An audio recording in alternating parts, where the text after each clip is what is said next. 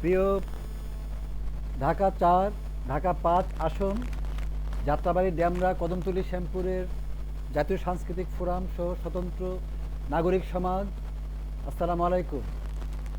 আজকে আমি এই দুটা সংসদীয় আসনে জাতীয় সাংস্কৃতিক ফোরাম আয়োজিত অনুষ্ঠানে আপনাদেরকে দেখতে আসছি। মাত্র ৫ থেকে ৬ দিন পরেই জাতীয় সংসদ নির্বাচন ২০২৬, যেটা এখন আগত জাতীয় সংসদ নির্বাচনে আপনারা আমাকে প্রশ্ন করেছেন যে আমি কাকে সমর্থন দিব।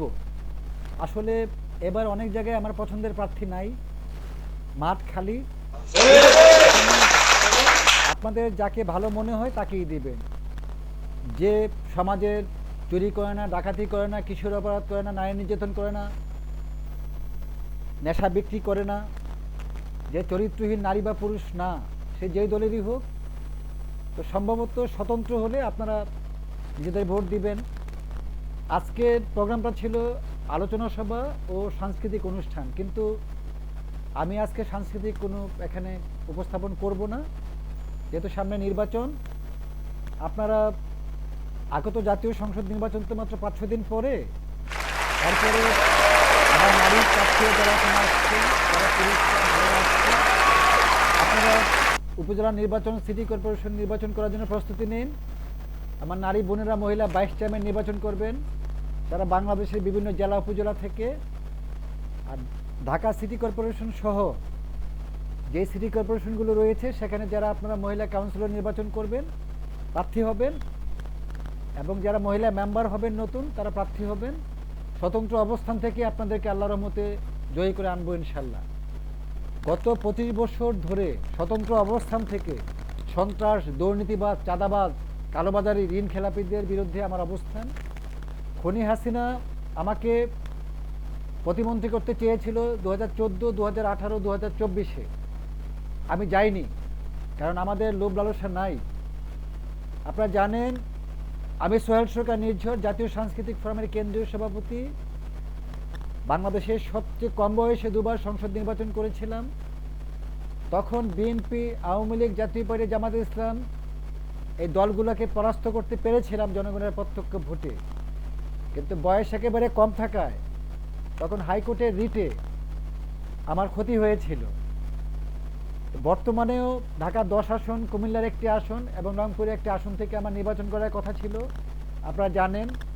কিন্তু এবারের নির্বাচনটা আমার কাছে অগুছালো মনে হচ্ছে, কারণ বৃহত্তম দল যেটা ছিল দুটা, আওয়ামী লীগ এবং জাতীয় পার্টি, এই দুটা দলে অংশগ্রহণ করতে পারছে না, কারণ তারা দীর্ঘদিন ক্ষমতার অপব্যবহার করেছে, অন্যায় অপরাধ করেছে, থেকে ছিল, মানুষদেরকে হত্যা করেছে। জুলাই অভ্যুত্থান ২৪-এ আমরা নেতৃত্ব দিয়েছি সারা বাংলাদেশ। এখানেও আমার ১৫০০ ভাই বোনকে হত্যা করেছে, ২২ থেকে ২৫,০০০ ভাই বোনকে পঙ্গু করেছে, যে কারণে আল্লাহর গজব নাজিল হয়েছে আওয়ামী লীগ তার দোসরদের উপরে। আগামী দিনগুলোতে যাকে ভালো মনে করেন ভোট দিবেন, এক্ষেত্রে আমার কোনো কারো পক্ষে কোনো অবস্থান নাই, কারণ এমপি এটা কোনো গুরুত্বপূর্ণ বড় কোনো প্রশ্ন আমাদের জন্য।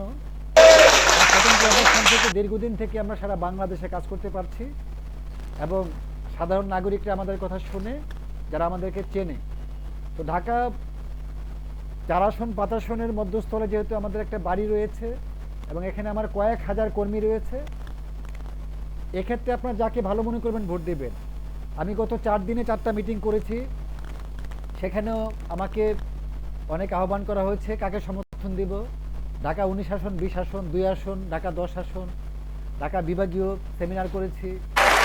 এখানে আসলে আপনি যাকে ভালো মনে হয় আপনি ভোট দেবেন, এখানে আমার বলার কিছু নাই। আপনাদেরকে আমি ডেকেছি যে সাবেক রাষ্ট্রপতি পল্লীবন্ধু হোসেন মোহাম্মদ এরশাদ আমার ধর্মপিতা।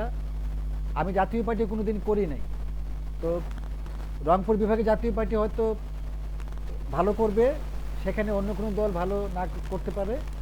আর ঢাকাতে এখানে বিএনপি আছে, জামায়াতে ইসলাম আছে, যাকে আপনারা ভালো মনে করেন দিবেন। এখানে আমার পার্সোনাল কোনো পছন্দের কোনো প্রার্থী নেই, একটা হলেই হলো আর। তো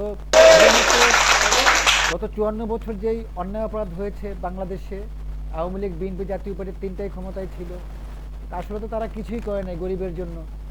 আমাদের বাংলাদেশের একটা শ্রেণী আছে, বেশিরভাগ শ্রেণী স্কুল থেকেই যারা মানে ক্ষতিগ্রস্ত, নারী পুরুষ রয়েছে, মহিলা পুরুষ রয়েছে, ছেলে মেয়ে রয়েছে, 300 টাকার জন্য 500 টাকার জন্য দেহ ব্যবসা করে, এগুলোর জন্য বন্ধ হয়। নেশা যেন বন্ধ হয়, বাল্য বিবাহ যেন বন্ধ হয়, নারীরা যেন মার্জিত হয়, আমরা সে আশা করি। আমার পুরুষ ভাইয়েরা আপনারা ভালো হয়ে যান, টাকার বিনিময়ে আপনারা কেউ ভোট